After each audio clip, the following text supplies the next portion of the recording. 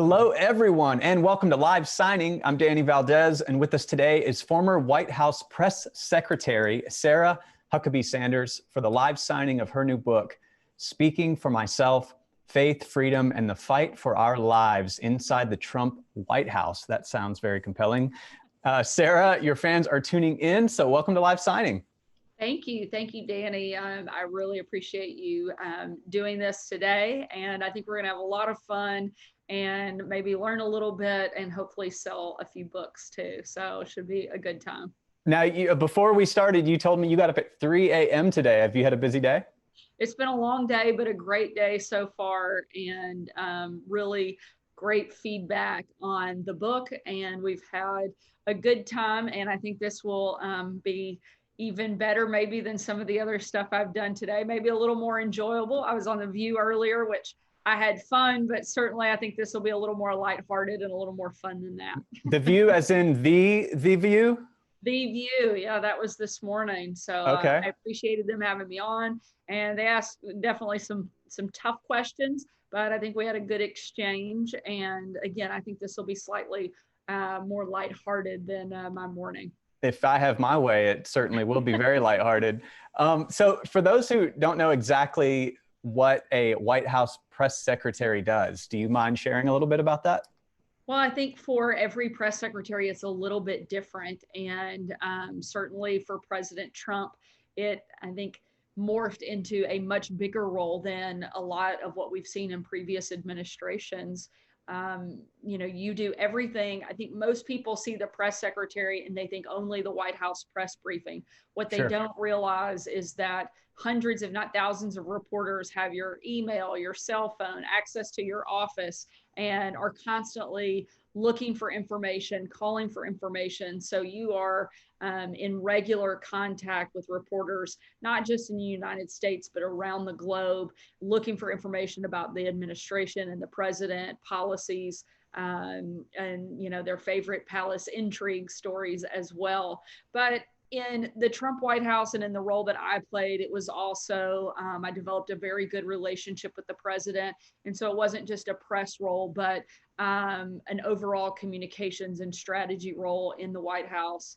And one of the things that I love about Donald Trump is he doesn't care that much what your title is. He cares if you're capable of doing the job. And so if I was there and he needed something done that might not necessarily be a press related issue, he might task me to take it on. And I'll never forget one day he said, "Sarah, can you get so-and-so on the phone?" I said, "Sure, I'll call, the counterpart, get them on the phone." He said, No. He said, "Just call them." And I was like, "Well, I'll call and loop in, the appropriate other staffer." He said, "Sarah, can you make a phone call or not?" And I was like, "Yes, sir."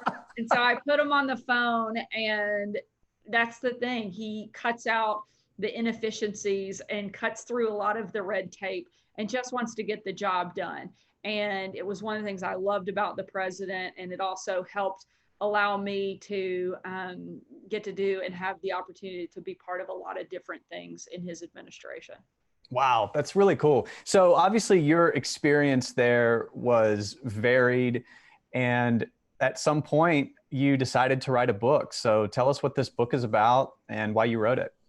So a couple reasons I wrote the book. For starters, I wanted people to see the good out of the White House. There are so many negative books written about this president.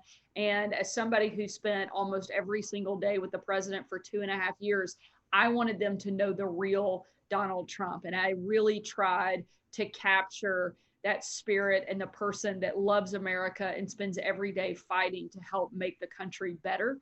And you're never going to see that story and those positive moments in the mainstream media. So I wanted people to see that side of the president. The other part is I wanted to tell my personal story, and I wanted people to know who I was and how I got to the place I did in the White House, why it was important to me. I think people will laugh a little. I think they'll cry a little, and I hope that they'll be inspired by my story and maybe enjoy, again, a great read, which I obviously think it is, but also get to know some of the people who serve this president, and also be reminded of what's important for me. That's my faith, that's my family, that's my freedom. Wow. I love the behind the scenes reel, like after you watch a movie, they show you all the, the real people that Yeah. they are just like us. And that's why I love behind the scenes. Do you have any moments that you could share? Your favorite moment while you were there, the funniest moment while you were there, anything that comes to mind? Sure. There's a couple. One of my favorite moments, my son Huck, I actually took him with me to the White House for Bring Your Kid to Work Day. And he was Okay. about 4 at the time, and I debated whether or not he was too young to participate. A lot of the people I knew that were bringing their kids were 7, 8, 9, 10 years old, but I decided, how many chances would I get to bring my kid to work at the White House? And so Wow. it was Huck's turn. I have 3 kids. I knew I couldn't handle bringing all 3 and still have any type of a productive work day. So I decided I would take just Huck. And the day had gone really well, and everyone was having a great time. I was so proud of him. I thought we had really made memories that would last forever. Little did I know the biggest memory had yet to take place, and we were kind of wrapping up the day. And it was the big moment where all the kids gather in the Rose Garden, and the president comes out and greets the kids and takes a picture with each of the kids. We, unlike previous administrations, we had actually invited the press to join with us and be part of this photo opportunity with the president. So I'd gone into the Oval Office and I was walking the president through.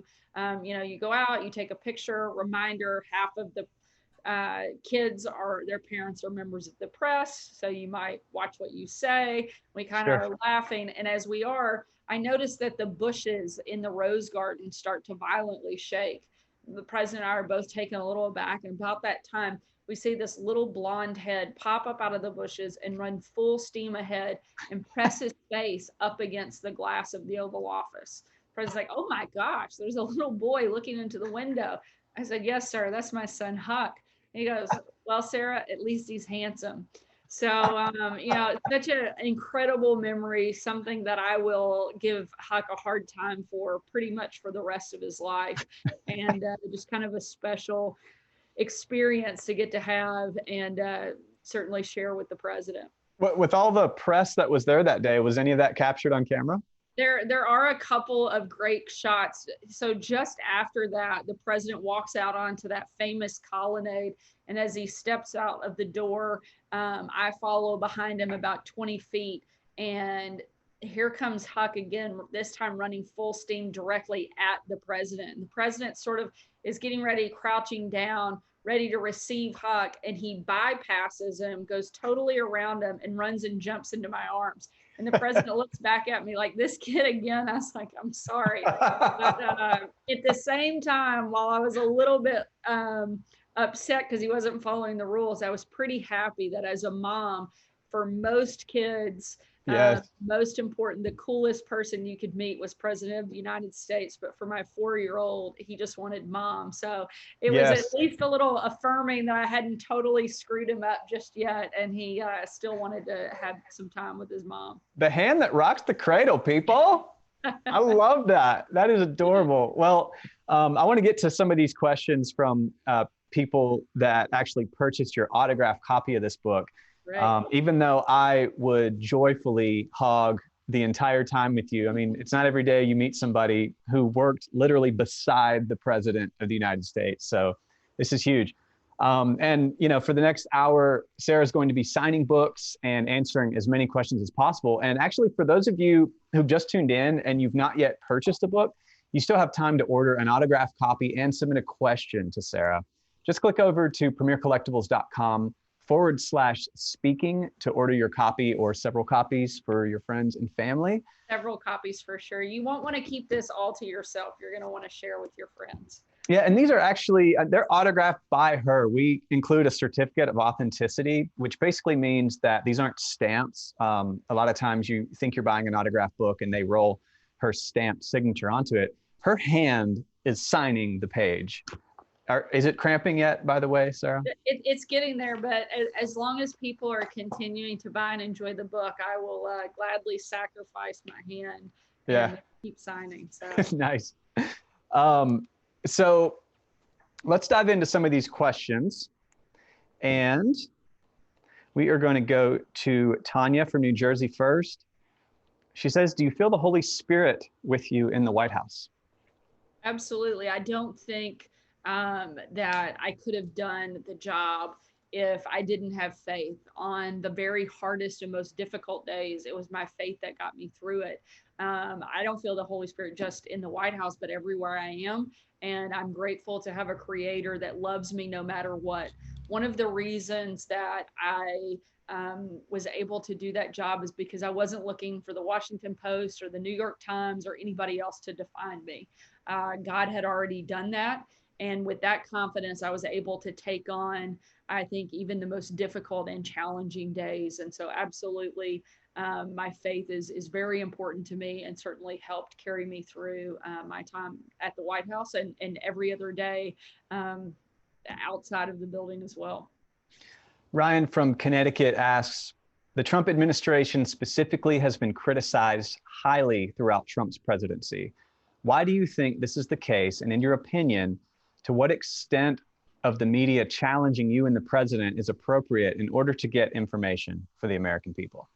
Oh, I certainly think that it's very important for there to be information out there. The problem I have is that I want it to be accurate information and I want it to um, not be just laced with opinion. That's the big problem in the news media today. You can't tell the difference between what's news and what's opinion. And those lines have become so blurred that they really don't exist anymore.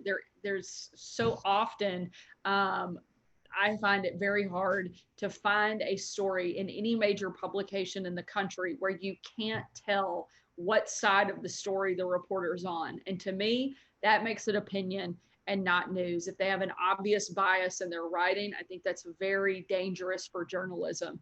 And one of the reasons I think that they come after this president so much is because he doesn't play by their rules. And there have always been these institutions that have controlled so much of the conversation. And as long as people played by their rules, it was okay. But this is a president who goes directly to the American people, and he doesn't need them. He has a massive following on social media, and he speaks directly to the American people, whether they like it or not. They always know where he is. And I think that's been very refreshing. And one of the reasons that so many people latched on to this president in 2015, leading up to that 2016 race, is because they wanted somebody who wasn't a scripted robot, wasn't your typical politician, and did things differently in his own way, in his own terms. And I think that drove the media crazy because for once a politician could win and didn't need them at all to do it. Yeah. And Sarah, with your primary objective is to relay accurate news, how much of that did you feel while you were there when it left your lips actually arrived into the ears of, normal American people when it went through the media that was recording that information? I think it depended. There were times where we got to, like I said, speak unfiltered to the American people. Nobody does that better than Donald Trump. He is his own best messenger. And that's why I love that he was so accessible. For all of the arguments from the press that he doesn't support freedom of the press, there's no president that has been as accessible and taken more questions from the press than Donald Trump. He would bring them into meetings, into the Oval Office, into the cabinet room. He talks to them almost every time he takes off from the South Lawn on Marine One. He talks to them on Air Force One when he's getting off of Air Force One. Literally every single day, this president just about takes questions from the media. And I think that level of access and his ability again, to go around the media and speak directly to the American people is very important. Yeah. Do you think he enjoyed those times? He's not shy. I mean, he has a big personality. Do you think he actually even if it's negative, right? Even if they're just grilling him and it's a negative room, he seems to do okay. Do you feel like he likes those moments? I think he does. I think he likes a challenge. And, I don't think a lot of people could have withstood the amount of negative attention and negative stories and attacks that he receives every single day. But he's a fighter, and that's why he won in 16. I think that's why he will win again in November of 2020, is because he pushes back, he fights back. And he doesn't just do that for himself. He's fighting for the American people. Look, he didn't need this job. He was already very successful in business. He was wealthy, he was famous, but he loved America, and he was willing to put all that on the line, including his own name and popularity, of which was very high before he ran for office. He was living a pretty good life. And, he gave that up in order to fight for the American people. And I think he's done a great job these first 4 years. Yeah. Deborah from Chico, Texas, she asked, what are your 5-year goals? Great question. Ooh, 5-year goals. I always am careful about having kind of a long-term 5-year plan, because every time I think I know exactly what I'm going to do and what my next year looks like, God throws me a curveball and alters my plan pretty drastically. I guess 5 and 6 years ago, if you had asked me if I would be working as the White House press secretary for Donald Trump, I would not have believed you. And so I won't say anything specific, but what I can tell you is that I will continue to be a voice for conservative principles. I will continue to stand for what I think is right. And I will always fight for this country and be unapologetic about the fact that this is America, the greatest country in the world. And I will do what I can to help protect it and preserve it and fight for what matters for America. Similar follow-up question. I'm starting to see a theme here, by the way. Jana from Texas, are you going to follow Sean Hannity's advice and follow in your dad's footsteps and run for governor? I wonder if that's like every question now from here on out. I bet a lot of people want to know this. I definitely trust Sean Hannity. I think he's incredibly smart and one of the top voices for the conservative movement in the country. And I think he's just a tremendous person. So I don't want to push back on anything Sean says, but not ready to make any announcements today, but definitely very serious about it. And I'll make a decision sometime after the 2020 election, when we get Donald Trump reelected. We maintain the Senate and take back the House and get rid of Nancy Pelosi as Speaker once and for all. All right, Regina from Harvest, Alabama, who besides your dad is your most admired person? Because you are mine. Thank you. I'm going to thank Regina I was starting to say thank you. Thank you, Regina. Thank you, Regina. I really appreciate that. That means a lot. Certainly, both of my parents had a huge impact on my life and were very influential in every aspect of my life. My dad obviously is the one that everybody knows and is a little bit probably higher profile, but my mom is every bit as tough. In fact, I think more people that know them both are more afraid of my mom than my dad. And so I definitely got some toughness from her. My mom is one of the most resilient people I know. She was diagnosed with cancer at the young age of 20 years old. Told that she had a good chance that she wouldn't survive. If she did, she'd never walk. If she walked, she'd certainly never have kids. Not only has my mom run marathons, but she served on the International Board for Habitat for Humanity and has literally built houses all over the world. In fact, she's in Lake Charles, Louisiana right now, the town where she was born, with Samaritan's Purse, and helping rebuild that community this week. And over the next 10 to 12 days, she'll be there doing that. And, she has beaten all the odds and done so in a way that I hope I can continue to live up to. And so certainly my parents would have to be two people who have definitely influenced me in a big way. I love that. That's awesome. Colleen from California, what's one piece of advice you'd give to young women or men wanting to make a difference in politics? I think the most important thing you can do is to be yourself. God created you to be somebody special and unique, and he has a purpose for you. Live that purpose and don't try to be anything other than that. I think so often in politics, people try to be what they think others want them to be instead of who God created them to be. And it's a lot easier if you don't fight God because he's got a lot more power than everybody else. So my best advice is to be yourself and try to do everything you can to follow the path that God has laid for you. Bryce, in Florida, great question. How often did you feel you were put in a position to do something you didn't personally believe in? And if you could change something now, would you, and what would it be? Oh, Bryce came out with a tough question.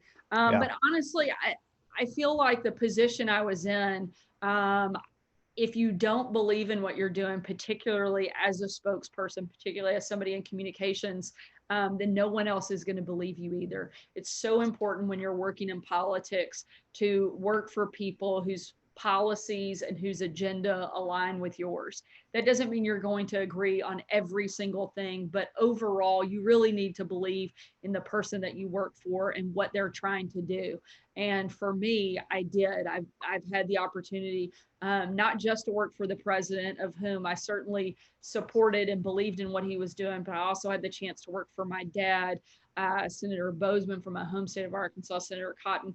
And I've been tremendously blessed to get to experience politics, working for each of those individuals, and their politics align with mine. I think it's very difficult to go out and speak on somebody else's behalf if you don't believe in the same things that they do. Again, if you disagree, my philosophy, do so behind closed doors. You have that argument, you voice your opinion, but at the end of the day, as the spokesperson, no one had elected me to anything in that role. And particularly at the White House, they'd elected Donald Trump, and it was his agenda and his vision that they supported and that they wanted to see carried out. My job was to communicate his vision and his message, and I tried very hard to do that every single day.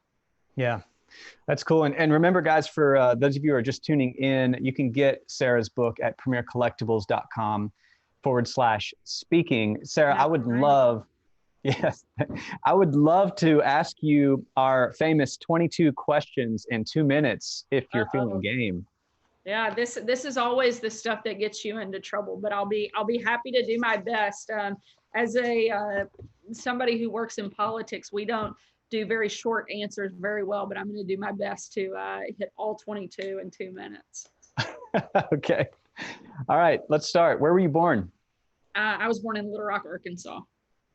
Who would you want to play you in a movie? That's a tough one. I don't know. Can I take a pass and come back? Is that like a free thing that I can come back? Okay, pass and we'll come back. I'm trying to think who would be perfect too. I'm just studying. Yeah, I'll come back with you. What was your first job? My very first job, I worked in a tennis shop, helping string tennis rackets and getting towels and things like that for people who were playing tennis. What is your biggest fear?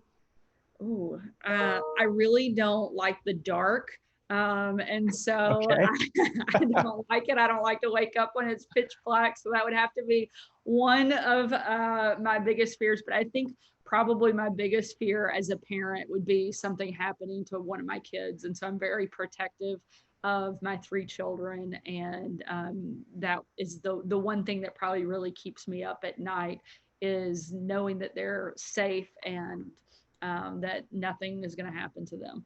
Wow. You need to put that in your bio, afraid of the dark, by the way. Who makes you laugh the most, besides me, obviously? Oh, yeah, obviously you. So my husband is very funny. And also my kids are absolutely hilarious because they have no filter. And certainly my 5-year-old George might be one of the funniest people I know. What is the one thing you need to have in your fridge at all times? Ooh, at our house, to keep my kids happy, we need milk in our fridge pretty much at all times, or I'm going to have angry people on my hands. Yes. What is your greatest accomplishment? I think my greatest accomplishment is being a mom and getting to call Scarlett, Huck, and George my kids. Oh, who is the most interesting person you met recently?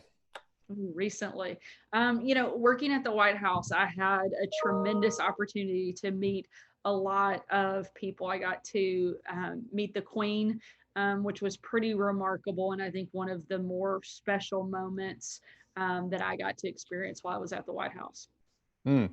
What is your middle name? Huckabee? Elizabeth. It's technically Huckabee now on my birth certificate, but as born, it was Sarah Elizabeth. So, what's your biggest pet peeve? Oh, I hate people that make that smacking noise and people reading over my shoulder. Smacking is high on my pet peeve list. I don't like it. I don't like the smacking noise, and I don't like people reading over my shoulder. And I have 4 kids, and we eat breakfast together, and it's often cereal. Yeah. Good luck. I was going to say, with kids, those 2 things happen about 900 times a day. So yeah, working on my patience level. Yeah, and you feel like they're doing it at you. Yeah, of course. What is the last book you read? Mine, of course. Okay. Come on. We're plugging the book here, Danny. Come on, people. Yeah. I know. It's funny. You're the first one that said that. Really? Yeah. Yeah. Everybody. They must not work in communications and marketing. That's right. They must not be the former White House press secretary. What is your favorite hobby? I love to travel. Okay. What is your guilty pleasure? Oh, I'm more carbs over sweet. So I don't know. It would probably be something, popcorn. I'm from the South. So everybody here likes like chips and cheese dips. So those are probably favorite guilty snacks. Yeah. Do you have any hidden talents? No, I wish I did. I've always wanted like one of those cool things that like, fun party trick, but I don't think I have one. There's something. You can't like raise your one eyebrow. No, I can't even wink. So no, I don't know. You cannot wink. I can't. I mean, you obviously can close both eyes, but you can't close one alone? No, and I'm not going to try because I look ridiculous trying to do it. And since this is going to be for the world to see, I'm going to not. Oh, yeah. Preserved forever on YouTube. Yeah, preserved forever. What color is your toothbrush? It's like a teal sort of color. What's your secret snack? Secret snack? You're all into these like little, I don't know. I usually like most of my snacks are picking stuff from each of my kids when they're not paying attention. So, I think most moms make a meal out of snacking off of their kids. And usually that's probably what I do. How do you take your coffee? Plain black, nothing in it. What is the last movie you saw in theaters? Remember theaters? Oh gosh, I don't even remember going to a theater. I'm sure it was animated in a Disney movie. I haven't been to a non-animated movie in a really long time. Wow. What's the last gift you gave? This week, I recently gave 2 framed portraits to very good friends of mine. They were old historical photos for them to hang in their new house. Nice. What cause is dear to your heart? I think probably one of the things that's most important for me and really drives me is the pro-life movement and doing everything we can to protect the most vulnerable among us, and that would be the unborn. What is number 1 on your bucket list? Oh, so I actually checked off one of my number 1 things on my bucket list a couple weeks ago. Yeah? And recently checked off hitting all 50 states in the country. And so my husband and my 3 kids, we went on a pretty epic 3-week road trip where we were about 6,000 miles. And I checked off the last 3 states I had, which were Montana, Idaho, and North Dakota. So that was a pretty big bucket list item, and I was really excited about checking that one off. I'll have to think about what's going to be my new one to move up on the list now that I've done that. Did you guys take a camper or motorcycle? A motorcycle. We just drove the kids by. No. Yeah, a little sidecar. We were actually we drove the whole thing. in our Yukon and stopped in cabins and hotels and stuff along the way. It was really a lot of fun. But in the age of COVID, we figured we probably wouldn't have consolidated time quite like that to do something to that degree again, and hit about 5 national parks and 10 states. So it was really fun. And where do you want to go that you've never been, sort of a follow-up? I would love to go on an African safari. I love to see all the animals, and I think that would be really incredible and really fun.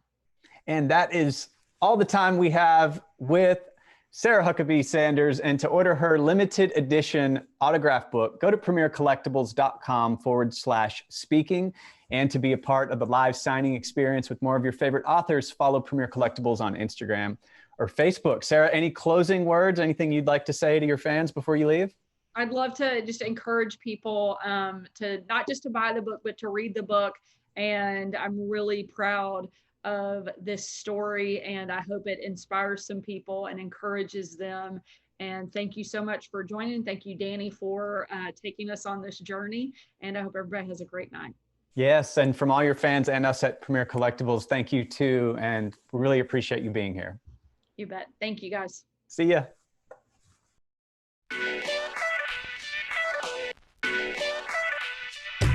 Hi. I am sitting here with the one and only Jackie Chan, global superstar, and he is signing all of these books. Are your hands tired? No, tired, but I'm happy. All right. Yeah, I'm really, so really happy happy. to hear that. How do you feel? Good. I'm excited. This is the first time I've done something like this before, a live signing. Where do I want to go that I've never been? Oh, we're thinking about, not thinking, we're putting it in motion. I'm going to go to Indonesia on my Irresponsible tour this year. I'm excited about that. I've never been. And there's been a heavy demand for me there. So we're going to go. We're going to go to Indonesia, and I'm going to make people laugh in Indonesia. That's how I roll. How do you roll? I can't make this up. Wayne, you got your Indonesia pants? I decided it about a good 3 weeks ago. You'll see it on the schedule soon, so I suggest you go get your pants for Indonesia, because you're not going to wear them stupid pants. Where do you think Indonesia is? India. Yes, we out. You can see that I'm signing it. This is not some machine scribbling my name. This is my actual human body scribbling my name. So, all right, there we go. First book, signed. We have fans from all over who have written questions that they want to ask you. Oh dear. And they're also going to get signed copies of the book. We're so excited. Yeah. So you ready to jump into some Yes, questions? yes. Hey, we're live at the live signing. To my mind, the successful feeling at the end of a book is not that you have done everything you could with the book, but that you scratched the surface. So it was a wonderful, it was a wonderful experience and a wonderful discipline in storytelling. I'm going to start signing right now. I guess I'll sign in red. You know, red. I'm a Delta. Red. Can you guys see that? See? There's a little smudge right there. So if you see a little smudge, that means Charles jumped on the book as I was signing it. I don't mind doing signings because people really love a signed copy of a book. I know I do. I will sometimes sign a book to myself. You were only 7 weeks old, and ABC really wanted to get the new host in that seat and get things going. And I said, but I'm breastfeeding. And by the way, that was at a point like in 1979, coming up on 1980, you really weren't even allowed to say breastfeeding on the air. I feel like this is something we kind of all need right now. My life changed after my leg was broken in 1985. My world changed. I had the world by the tail. I had every material thing you could possibly hope for going for you in your life. And then all of a sudden, bang, in one instance, it was gone. The only thing that matters is the love you give and the love you allow yourself to receive. I'm healthier than I've ever been, only because I got healthy when I was like 40. Thank you so much.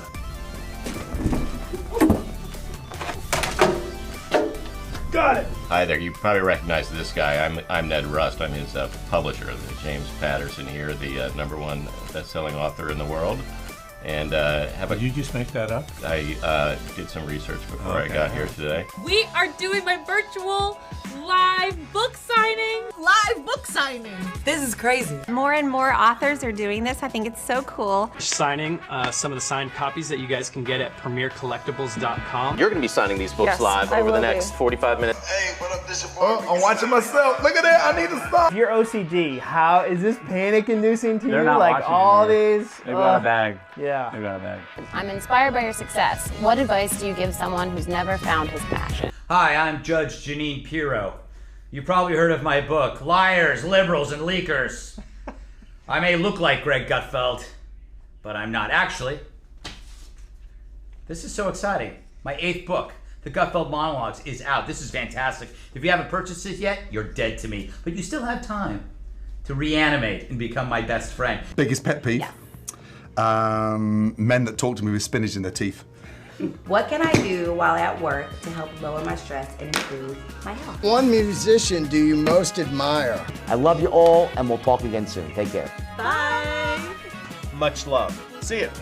See you soon, everybody. Bye. Bye. We'll see you around the world. Woo!